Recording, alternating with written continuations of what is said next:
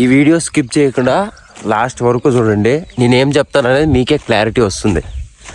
Night వర్షం భలే పడింది. పడడం అంటే మామూలుగా కాదు, 2 పొదుల పైనే.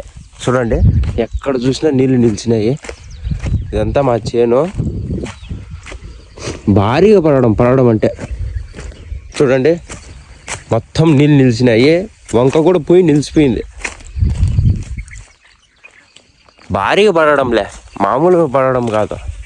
కానీ ఒక చిన్న విషయము, ఆ వానతో పాటే గాలి వచ్చింది. గాలి అంటే మామూలు గాలి కాదు, ఈ వర్షం కంటే ఎక్కువ.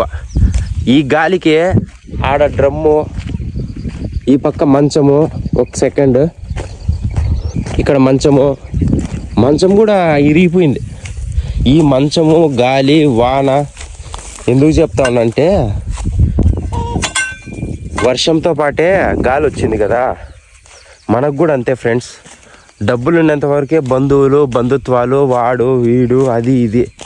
మనం ఆపదలో ఉన్నప్పుడు నవ్వుతారే తప్ప ఆపదలో ఉన్నప్పుడు ఆదుకునేవాడు ఎవరు లేడు. వర్షం పడిందని ఎంత సంతోషంగా ఉన్నానో, గాలి వచ్చిందని అంత బాధపడతా ఉండా. బంధువులు, బంధుత్వాలు అందరూ ఉన్నా కూడా మనం కష్టాలు ఉన్నప్పుడు ఎవరు ఆదుకోరు.